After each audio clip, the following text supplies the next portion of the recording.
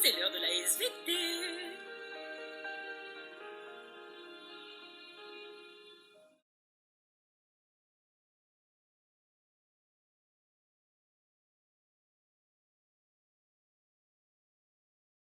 Oh là là, mais oh, le vent a tout fait tomber mon rosier. Oh, et en plus, ça pique. Oh. Mémé, Oui, qu'est-ce qu'il y a, ma petite Charlotte? mais ça doit être dur de rester fixe. Ça doit être dur de rester fixe. Oh, ça dépend. Pourquoi? Regarde Mémé. Oh, elle en a bien envie de rester fixe, Mémé. Bah oui, mais c'est pas pratique. Tu peux pas aller faire les courses. Tu peux pas faire ton sport. Ah oui. Et puis, en plus, quand tu te fais attaquer, bonjour. Oui, mais tu sais, ma petite Charlotte, des fois, être fixe, c'est peut-être un avantage. Parce que la mobilité, comme te dirait Mémé, eh ben, c'est pas toujours pratique. Ça demande beaucoup d'énergie. Mais je vois que tu te poses des questions. J'aime bien quand tu me poses des questions. Mémé aime toujours quand on se pose des questions. Hein? Je vais pour ça appeler 2 expertes parce que Mémé a des contacts. J'ai des contacts avec la jeunesse. Je vais appeler Zaza et Gigi. Ah, elle est sympa cette Gigi. Alors qu'est-ce que j'ai fait de mon portable encore? Où est-ce qu'il est? Oh, on est perdu. Ah, ça y est, je l'ai trouvé. Ah, il est très pratique celui-là parce que le fil est très long. Tiens, bien écoutez, je vais appeler. Alors, c'est quoi déjà ces numéros? C'est des numéros en 06. Alors.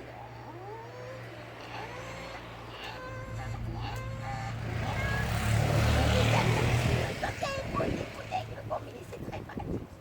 Alors, c'est parti. C'est parti. Oh, on est bien au soleil. Voilà. Allô? Allô, Gigi? Oui, c'est Mémé Jacotte. Allô? Allô, Gigi, tu m'entends? Je crois qu'elle n'entend rien, tu l'entends? Allô, Gigi? Oui, c'est Mémé Jacotte, voilà.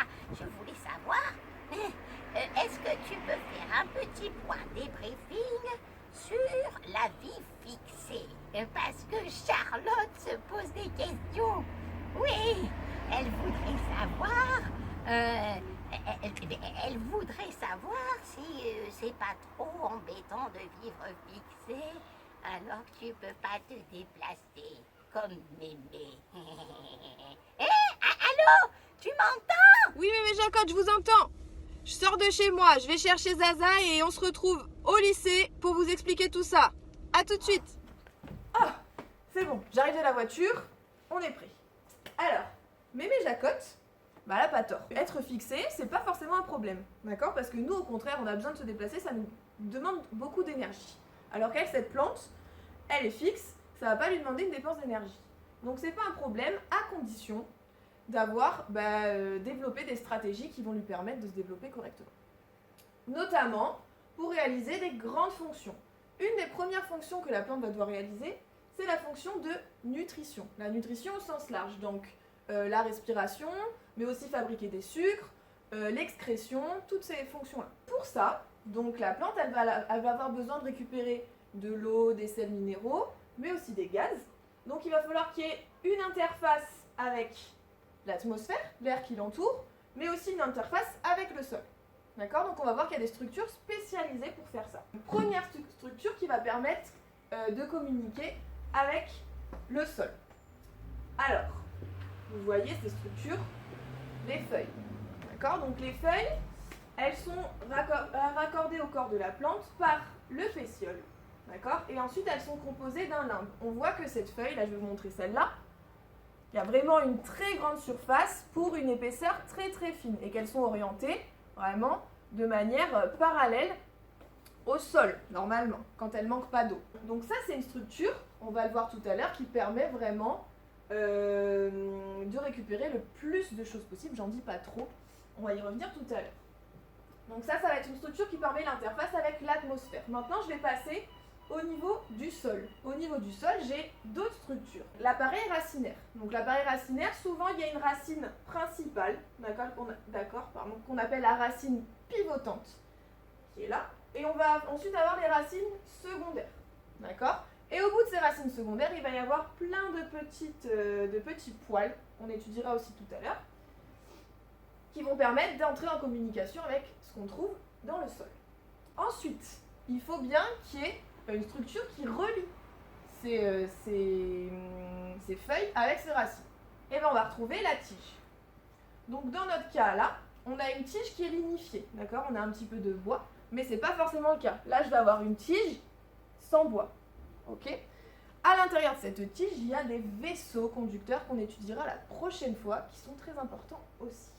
Et puis il va falloir qu'elle fasse d'autres fonctions, cette petite plante. Ben, tout à fait. Mais il va falloir aussi qu'elle se reproduise. Et Tout à pour fait. ça, elle est romantique.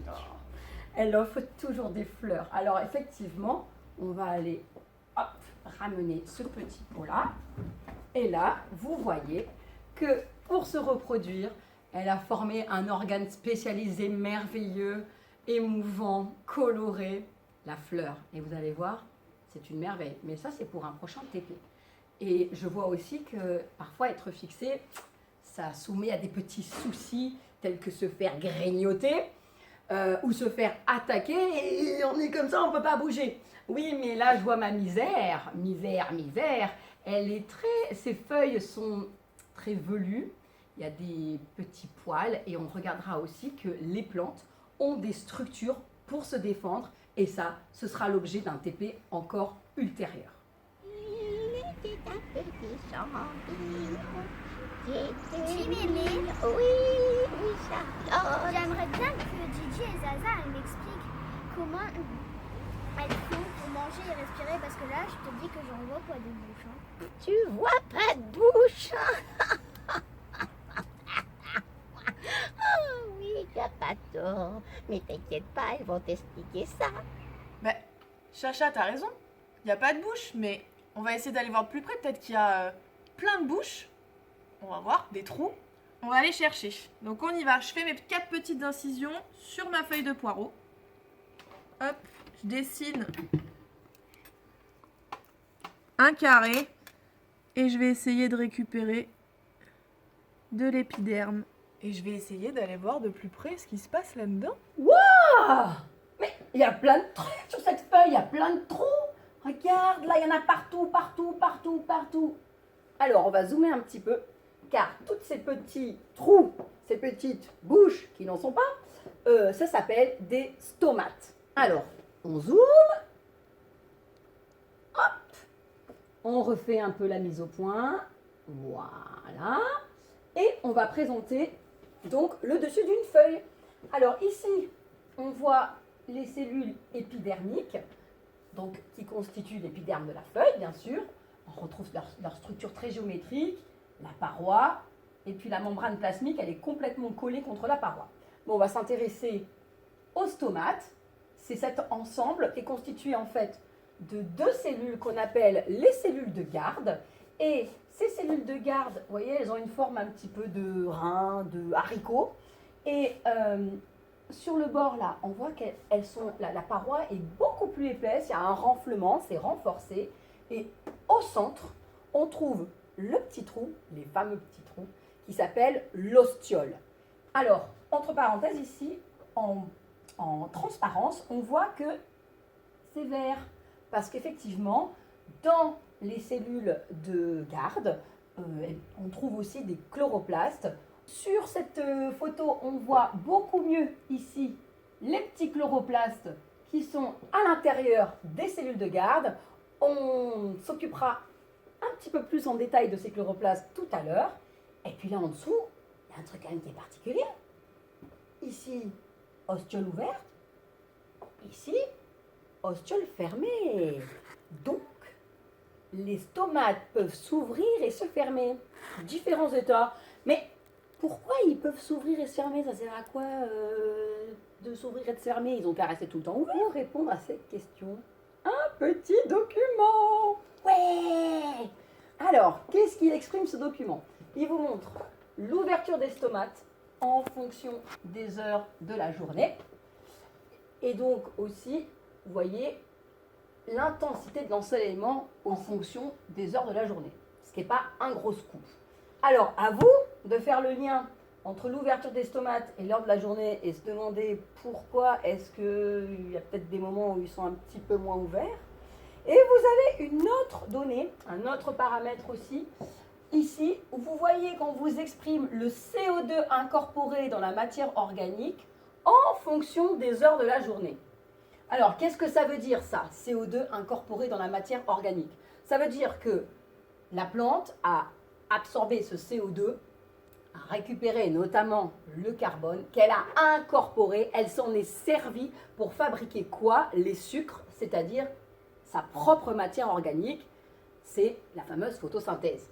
Donc, à vous de faire un lien entre justement l'ouverture des stomates et la fabrication de matière organique. Alors, pour les curieux, on va chercher à savoir, à comprendre comment ces stomates peuvent s'ouvrir ou se fermer.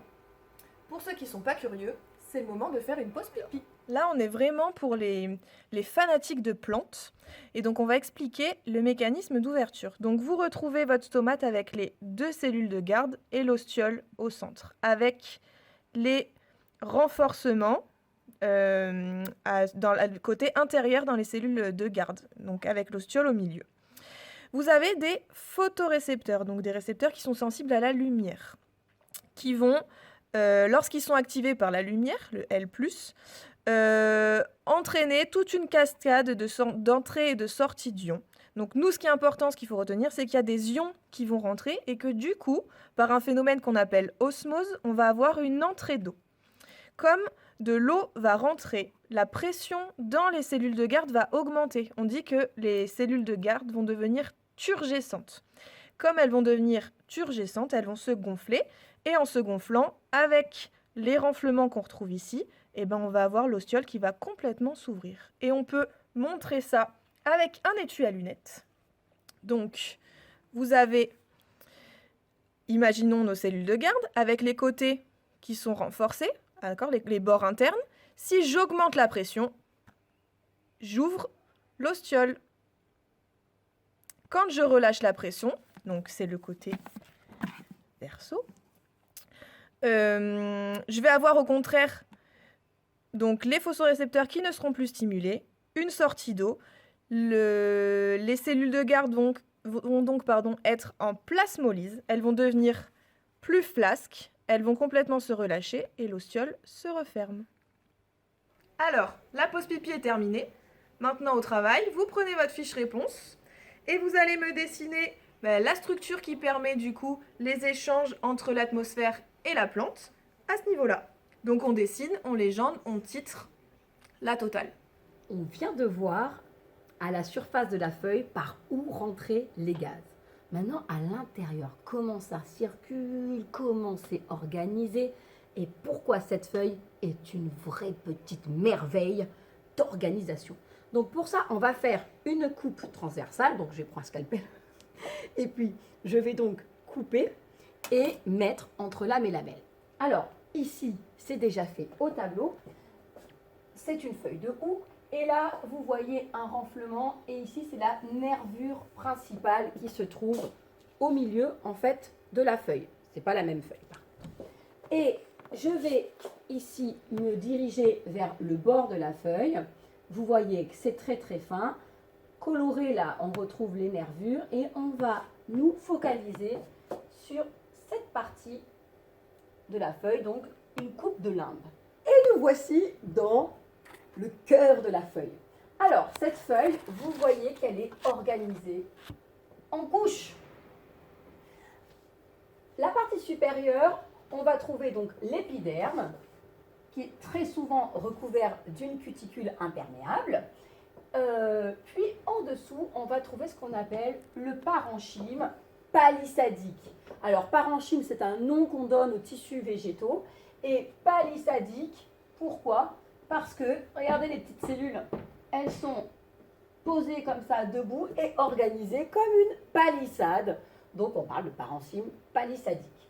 Ensuite, en dessous, vous voyez que les cellules sont beaucoup plus espacées, le tissu est beaucoup plus lâche et vous trouvez des trous dedans qu'on appelle des lacunes. Comme il y a des lacunes, on va appeler ce tissu végétal le parenchyme lacuneux.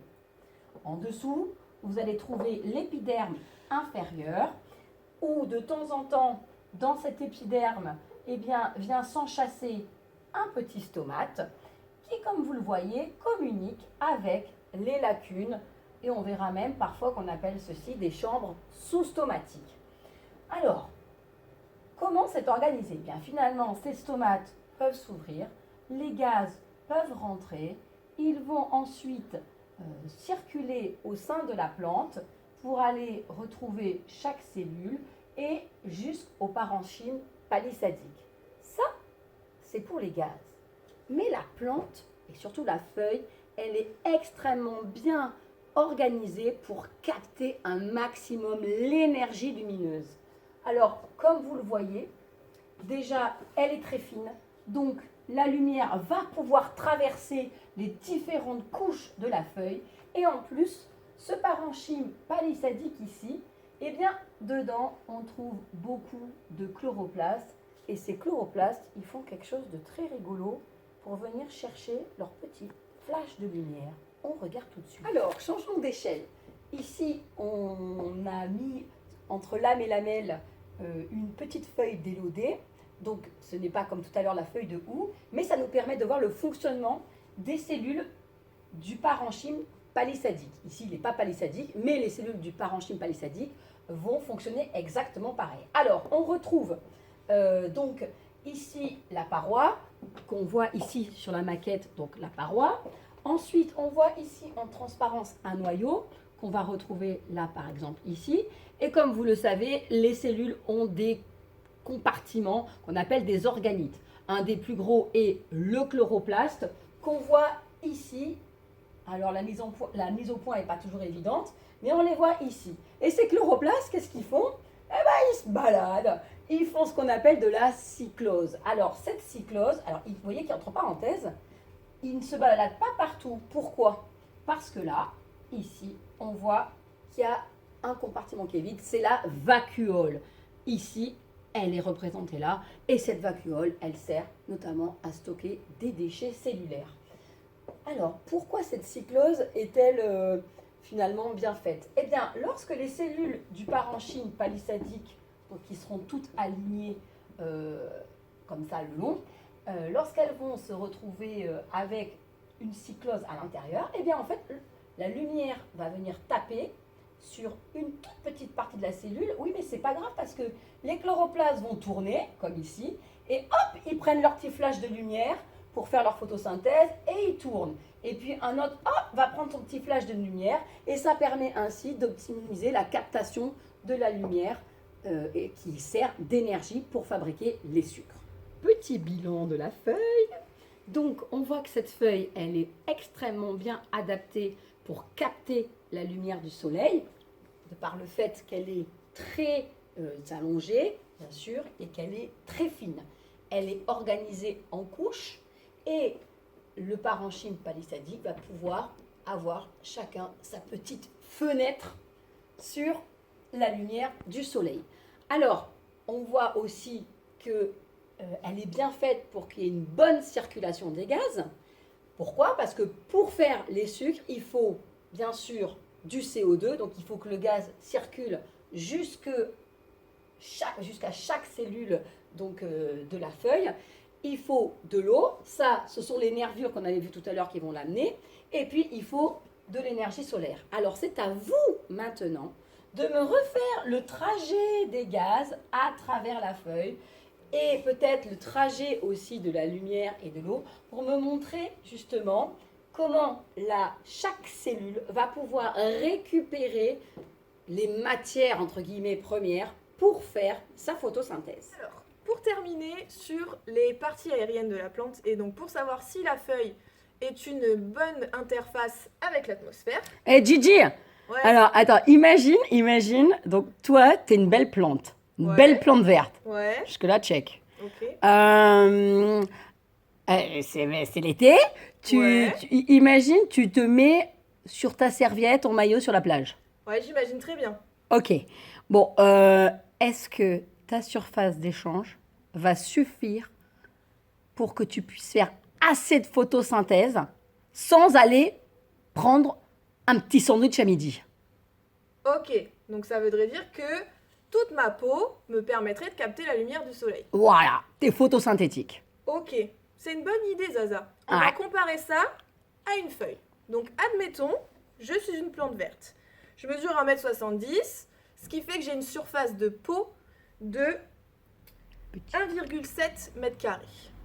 Ok, notez-le bien, c'est important pour la suite. 1,7 m² et que je pèse 70 kg. Entre parenthèses, ce n'est pas le cas. C'est juste, admettons. Et que, donc ça c'est pour moi, la plante verte. Maintenant, je vais faire la même chose, je vais peser ma petite feuille et je vais vous dire sa surface.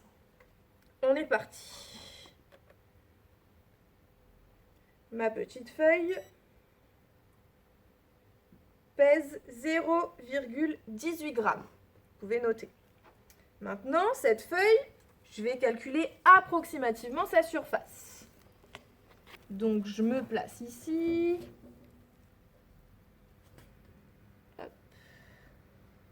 C'est approximatif. On va avoir 1, 2, 3, 4, 5, 6, à peu près 8 cm². Attention aux unités. À vous de me calculer le rapport surface sur masse pour savoir laquelle des deux plantes aura une meilleure surface d'échange. Bon, Mémé, j'ai compris pour les tomates. Mais comment elles font pour manger quand il n'y a plus de nourriture à côté? Quand il n'y a plus de nourriture à côté, ou qu'il n'y en a pas beaucoup, mais il y en a toujours de la nourriture. Et il suffit d'aller la chercher. On va demander à Gigi et Zaza pour cette histoire de chercher la nourriture. Mais t'as raison, Chacha. Forcément, le même problème va se poser au niveau des racines. Alors déjà, quand même, au tout début, Gigi nous avait montré que les racines sont déjà très étalées dans le sol. On a ainsi des racines fasciculées, donc elles vont prospecter. Mais au bout des racines, souvent et exclusivement sur les racines très jeunes. Comme c'est le cas ici sur une petite plantule de radis, regarde, il est très poilu ce radis. Alors effectivement, chez les très très jeunes racines, on peut observer à l'œil nu des poils absorbants. Alors qu'est-ce que c'est que ces poils absorbants? Si je fais une coupe dans une racine jeune, pas celle-ci, mais quelque chose de similaire, eh bien, je vais observer ces poils absorbants. Alors, là, c'est l'épiderme qui s'appelle le rhizoderme dans le cas de la racine. Ici, on a le cylindre central, un tissu végétal du parenchyme, et du rhizoderme, vous voyez que peut partir un poil absorbant. Et attention, ce poil absorbant, si je fais un petit schéma comme ça, on voit que c'est une seule cellule. Donc, c'est des cellules qui se voient à l'œil nu. Alors, ces poils absorbants, ils vont être responsables, bien sûr, de la captation de l'eau, mais pas que, parce que les plantes ont aussi besoin de sels minéraux. Donc, les ions vont aussi être absorbés par ces petits poils absorbants qui sont tellement fins, qui vont énormément augmenter la surface de contact. Et pour dire, hop, là, on peut voir que dans un milieu qui est très très riche en ions, sels minéraux, etc., on voit que les poils absorbants ne sont pas très longs et pas tellement denses. Alors que dans un milieu où il y a des carences, par exemple ici en fer et en phosphore, eh bien on voit que les poils absorbants de la plante vont extrêmement se développer, ils sont très très longs parce qu'ils vont essayer d'aller farfouiller le plus loin possible et d'aller coloniser la plus grande surface possible pour aller récupérer un maximum d'ions et d'eau, bien sûr aussi. Bon, je sais que vous n'avez pas vu le temps passer, mais c'est déjà la fin du TP. Donc ce qu'il vous reste à faire, c'est prendre votre petite fiche réponse et schématiser à ce niveau-là qu'est-ce qui va permettre au niveau des racines de puiser ce qui est intéressant dans le sol, à savoir l'eau et les sels minéraux. N'oubliez pas titre, légende et un joli schéma bien net, etc. On compte sur vous. Voilà, mémé Jacotte, t'as d'autres questions? Ouais, parce que bon, on va peut-être pas y passer la journée non plus, hein. Moi, j'ai des masques à coudre déjà, tu vois. Et puis moi, j'ai des fraises à aller cueillir. Voilà, donc on est hyper occupés. Alors, on Si est... vous avez des questions, Voilà, on vous écoute. on est là, on est des experts. Tout. Tout. Donc, s'il y a des questions, contact. Oui, enfin, de loin les contacts quand même. Hein. Attention, distanciation.